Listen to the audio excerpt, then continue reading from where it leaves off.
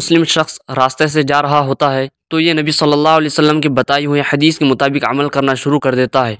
इसलिए कि आप सल्लल्लाहु अलैहि वसल्लम ने फरमाया, जो शख्स रास्ते से तकलीफ देने वाली चीज़ को हटा देता है तो उसके लिए सदक़े का सवाब लिखा जाता है। उस रास्ते से बहुत सारे लोग गुजरते हैं, लेकिन वो लोग रास्ते से पत्थर को नहीं उठाते हैं। जब ये मुस्लिम शख्स उन पत्थरों को देखता है तो ये मुस्लिम शख्स रास्ते से पत्थर उठाकर फेंकना शुरू कर देता है।